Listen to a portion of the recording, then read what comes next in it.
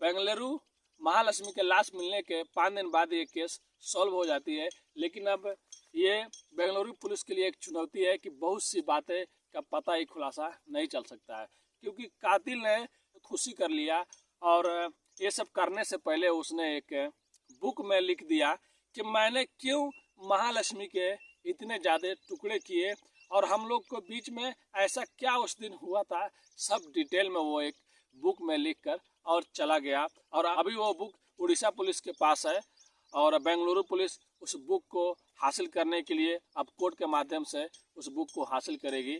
तो आगे की जो भी कहानी है जो कातिल ने उस बुक में लिखा है तो पूरी कहानी में बताएंगे। इससे पहले आप लोग से रिक्वेस्ट करते हैं, आप चैनल पर नए हैं तो चैनल को सब्सक्राइब, लाइक, शेयर कीजिए। मैं पहले भी आप लोग को बताया था कि 21 तारीख को महालक्ष्मी के लाश के कई टुकड़े फ्रिज में रखे हुए मिले थे। फ्रिज के ऊपर हिस्से में पैर रखे थे और सेंटर में शरीर के कुछ हिस्से थे और नीचे सबसे सर रखा हुआ था। उसके बाद मकान मालिक और महालक्ष्मी के माँ और बहन लोग एंट्री करते हैं, फिर ये सब नज़ारा देखते हैं, फिर पुलिस आती है।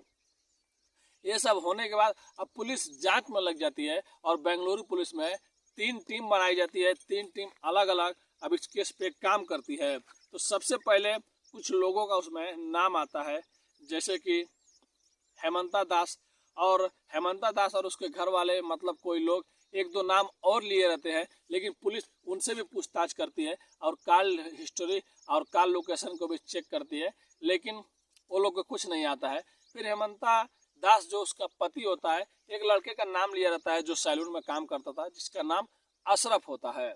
पुलिस अशरफ को भी उठाती है और पूछताछ करती है और उसके बाद उसका भी कॉल हिस्ट्री, लोकेशन सब चीज़ चेक होता है, लेकिन कुछ वैसा नहीं मिलता है। अब पुलिस की सारी टीमें अलग अलग काम कर रही होती है। फिर उसकी एक टीम जहाँ पे महालक्ष्मी काम करती थी जिस मॉल में, वहाँ पे जाती है और वहाँ के ओनर से मिलती है और बोलती है कि यहाँ पे जितने लोग काम करते हैं, जितने भी स्टाफ काम करते हैं, उनको बुलाइए। सब स्टाफ आए रहते हैं। पुलिस सबसे पूछताछ करती है कि क्या किसी से कुछ झगड़ा हुआ था या महालक्ष्मी ने कुछ बताया था, क्योंकि महालक्ष्मी का लगभग मोबाइल 2 या 3 तारीख के बीच में स्विच ऑफ हुआ था, यानी कि 2 बजे 12 बजे से रात से 3 तारीख हो जाता है तो 2 या 3 बजे स्विच ऑफ हुआ था। तो और महालक्ष्मी 1 तारीख को अपने काम पे गई थी।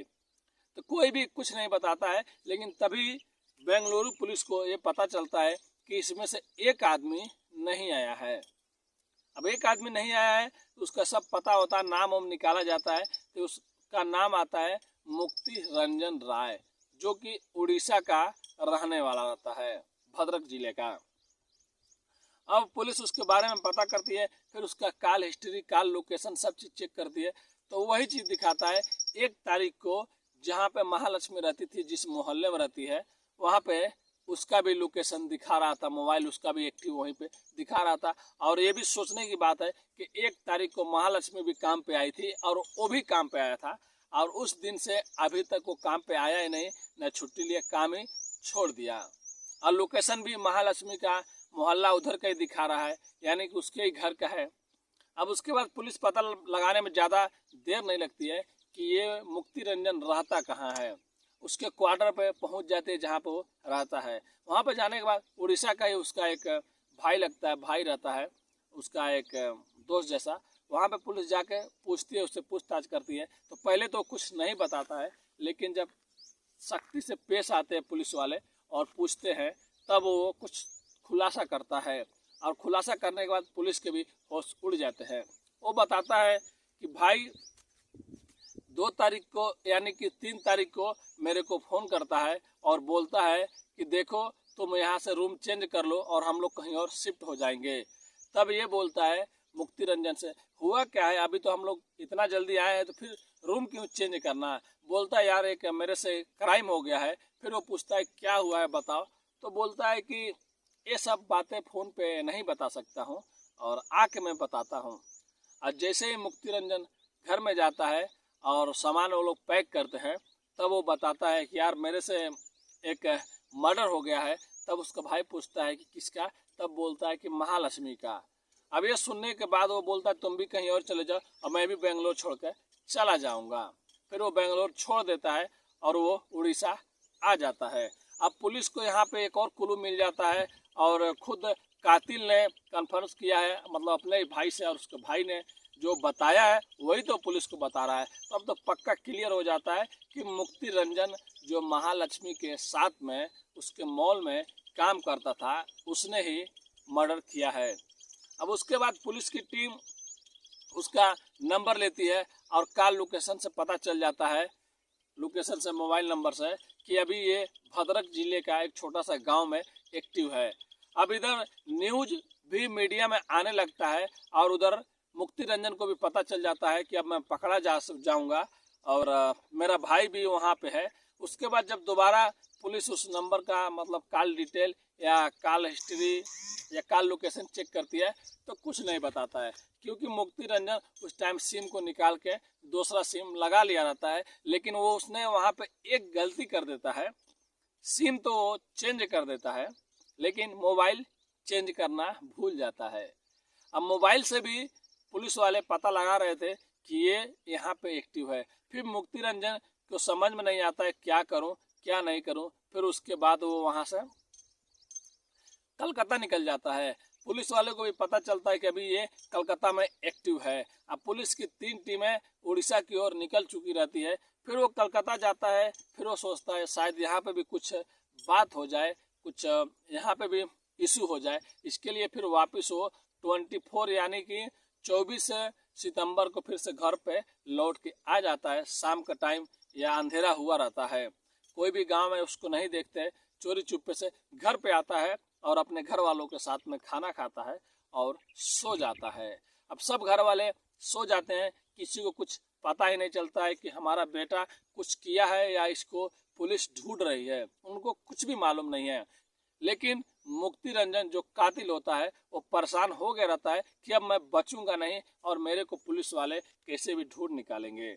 वो अपना लैपटॉप उठाता है और एक बुक उठाता है, बुक में कुछ लिखा भी रहता है, और अपने पिताजी का एक बाइक होता है वो बाइक उठाता है और उसी टाइम सुबह में मतलब 2-3-4 बजे के टाइम वहाँ से घर से निकल जाता है। अब निकलने के बाद जहाँ भी जाता है वहाँ पे वो रुकता है और सुबह का जब यही टाइम हुआ रहता है, सुबह का 6 या 7 बजता है, तो कोई लोग जो वहाँ से जा रहे होते हैं तब वो लोग देखते हैं कि एक लड़के की लाश है और पेड़ से लटक रही है, यानी कि उसने अपनी जान दे दी है, खुदकुशी कर ली है। अब उसके बाद तुरंत पुलिस को इतला किया जाता है। पुलिस आती है, जो वहाँ की लोकल पुलिस होती है, आके लड़के का लैपटॉप, बाइक, जो भी बुक सुक रहता है सब जब्त करती है और लड़के को नीचे उतारती है। उसके घर वालों को भी इन्फॉर्म किया जाता है। उनको अभी भी नहीं मालूम कि हमारा लड़का क्यों ऐसा हुआ और कौन उसको मतलब क्या करके आया है। फिर उसके बाद जब चला जाता है और पोस्टमार्टम जो भी होता है हो जाता है, तब वहाँ पर जो बुक मिलता है तो वहाँ का जो SHO रहते हैं वो बुक को, लैपटॉप को चेक करते हैं। वो बुक को, लैपटॉप को चेक करते हैं तो बुक में कुछ ऐसा लिखा रहता है जो पढ़ के उनके भी होश उड़ जाते हैं। उसमें लिखा रहता है, मैं महालक्ष्मी से बहुत प्यार करता था और मैंने ही महालक्ष्मी के कई टुकड़े किए और मैंने ही उसकी हत्या किया और मर्डर किया। हम लोगों में कुछ बहस होने लगी और बहस होने के बाद बहस इतना बढ़ गया कि धक्का मुक्की होने लगी, हम लोग में झगड़ा होने लगा और मैं उसको थोड़ा सा धक्का दिया, वो नीचे गिर गई। फिर उसके बाद मेरे को गुस्सा आया, फिर मैंने दोबारा उसके सर पे मारा और उसकी जान चली गई, उसकी मौत हो गई। उसमें बस यही सब लिखा था कि वो मेरी बात नहीं मानती थी और मिसबिहेवियर ज़्यादा करती थी। पूरा डिटेल में कुछ नहीं लिखा था, लेकिन शॉर्टकट में लिखा था, मैंने मारा, मैं उससे प्यार करता था और मैं डरने लगा कि शायद किसी को पता चल जाएगा, इसके लिए मैंने उसके लाश के बहुत सारे छोटे छोटे टुकड़े कर दिए और फ्रिज में रख दिए और वहाँ से मैं भाग गया। बस इतना ही सब लिखा था। अब पुलिस ये सब देखती है और पहले से ही बेंगलोर पुलिस वहाँ के पुलिस को भी बोली रहती है कि यहाँ पे घर है, इसका नाम है, आप पता लगाइए। अब जैसे ही बेंगलोर पुलिस को पता चलती है तो बेंगलोर पुलिस भी पहुँचती है वहाँ पे और पहुँचने के बाद ये तो कंफर्म हो जाता है कि मुक्ति रंजन ने मारा था। वो तो बेंगलोर में ही पता चल गया रहता है, लेकिन अब कातिल इस दुनिया में नहीं है, कातिल इस दुनिया से जा चुका है और बस एक बुक में छोटे छोटे शब्दों में मतलब जो बड़ा रहता है कि आखिर में क्या प्रॉब्लम हुई थी, किस लिए तुमने मतलब इतना गुस्सा आ गया, अब ये कौन बताएगा। उसमें तो बस यही सब लिखा था कि मिसबिहेवियर और हमारा बात बीच में झगड़ा होने लगा कुछ बातों को लेकर, लेकिन कौन सी वो बातें थी शायद अब बेंगलुरु पुलिस कभी पता लगा ही नहीं सकती है, क्योंकि कातिल भी अब इस दुनिया में नहीं है। जो भी है उस कातिल ने अपना तो गुनाह, अपना जुर्म कबूल कर लिया और उस बुक में ही है। तब बेंगलुरु पुलिस उस बुक को हासिल करने के लिए वहाँ से उड़ीसा पुलिस से चाहती है, लेकिन अब उड़ीसा पुलिस का कोई जो मेन है वो बोलते हैं कि कोर्ट के जरिए आई है, क्योंकि ये केस सबसे पहले रजिस्टर बेंगलोर में हुआ है। तब वो कोर्ट के माध्यम से उस बुक को लेंगे और उस लड़के का जो है डेट का मिस्ट्री उसको नेचुरल डेट बता दिया है, मतलब आम है। अब उसके बाद बात ये रह जाती है कि इस चीज़ का कभी खुलासा होगा ही नहीं कि शायद मुक्ति रंजन के साथ में कोई और था या नहीं था। और उसके जब ये सब घटना हो गई तब उसके घर वालों को पता चला कि हमारा लड़का बेंगलोर में एक मर्डर करके आया है और इससे पुलिस पहले से ही ढूंढ रही थी। और उसके बाद वहाँ पे जो बेंगलोर पुलिस रहती है एक सीसीटीवी कैमरे में भी देखी रहती है जिसमें 2 लोग बैठे रहते हैं, तो उसमें तो साफ साफ तो नज़र नहीं आता, लेकिन हाँ ये नज़र आ जाता है कि मुक्ति रंजन वो था। अब दूसरा आदमी कौन था उसके साथ में ये सब पता नहीं चलता है। और अभी तक बेंगलुरु पुलिस को वो वेपन नहीं मिला है जिससे लाश के टुकड़े किए गए थे, तो वो कहाँ से लाया था और कौन दिया था या पहले से ही घर में था। लेकिन उस बुक में लिखा था कि ये कोई प्लानिंग मर्डर नहीं था, पहले से हम लोग में कुछ भी मतलब ऐसा नहीं था कि हम लोग एक दूसरे को ये करेंगे वो करेंगे। ये अचानक में झगड़ा होने लगा, बहस होने लगा और वो मिसबिहेवियर करने लगी, बातें नहीं मानती थी, ज़्यादा बोलती थी। इसके लिए गुस्सा में मैंने ये सब कर दिया, पहले से कोई भी प्लानिंग नहीं था, उससे मैं प्यार करता था। ये मुक्ति रंजन का उसमें बुक में लिखा हुआ है। अब बेंगलोर पुलिस शायद कभी पता लगा सकती है, क्योंकि वो वेपन अब गया तो गया कहाँ, घर में तो चीज़ मिला नहीं जो तेज़ हथियार था, क्योंकि नॉर्मल हथियार से सब चीज़ नहीं किया जा सकता है। और कौन कौन इस केस में और भी शायद कोई लोग इन्वॉल्व थे या नहीं थे, लेकिन अब ये केस तो ऐसे ही सॉल्व हो गया, क्योंकि कातिल भी गुनाह कबूल कर लिया, अपना जुर्म कबूल कर लिया और अब वो भी इस दुनिया में नहीं है और बेचारी महालक्ष्मी भी इस दुनिया में नहीं है। तो बस यही बात है। और आप लोग यहाँ पर देख सकते हैं पहले भी जिन पे शक हुआ था सबका सब चीज़ चेक हुआ, लेकिन ऐसा कुछ नहीं आया। और सबसे मेन उसमें तो हेमंता दास थे, क्योंकि उनका सबसे पहले अपनी पत्नी को मारने का, और पहले भी उन पुलिस स्टेशन में रिपोर्ट था, उन लोगों में पहले झगड़ा होता था, लेकिन इन लोगों का बेचारा किसी का भी कोई हाथ नहीं था इसमें। जो था मुक्ति रंजन था। और जब पहली बार हेमंता दास जब नाम लेता है तो उसमें मुक्ति रंजन का नाम नहीं लेता है, आखिर में शायद उसको मालूम नहीं था। और मुक्ति रंजन ही महालक्ष्मी के साथ में उस मॉल में काम किया करता था। अभी वो कातिल भी इस दुनिया में नहीं है। और देखे जाए तो ये केस सॉल्व हो गई, लेकिन बहुत सी चीज़ है वो शायद पुलिस कभी पता लगा पाएगी या नहीं, या पता चलेगा या नहीं चलेगा कि शायद कोई और भी था या किस कारण से ये चीज़ हुआ। अब तो कातिल नहीं है, लेकिन एक चीज़ है, अगर 24 को बेंगलुरु पुलिस पहले चली गई होती और उस गांव में अगर छिप के लोग रात को छापा मारे होते तो शायद मुक्ति रंजन जिस रात को अपने घर पे आया था तो वो जिंदा पकड़ा जा सकता था। उसके बाद बहुत सी चीज़ों का खुलासा हो सकता था। लेकिन अभी चलिए जो भी हो गया, अब देख सकते हैं केस कैसे भी आकर एक मोड़ पे सॉल्व हो गया।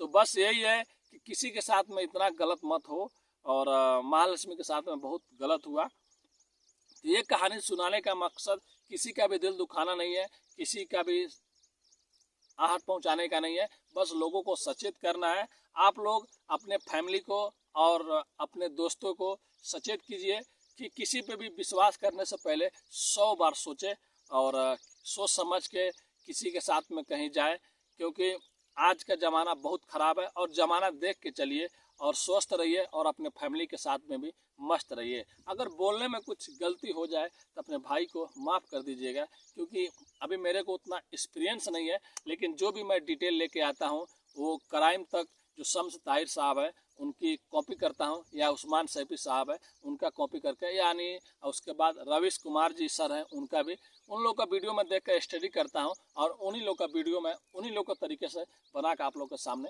पेश करता हूँ। तो अभी के लिए मैं चलता हूँ, मिलते हैं नेक्स्ट वीडियो में कुछ अच्छी कहानियों और कुछ सच्ची घटनाओं के साथ। अभी के लिए अलविदा लेते हैं, धन्यवाद।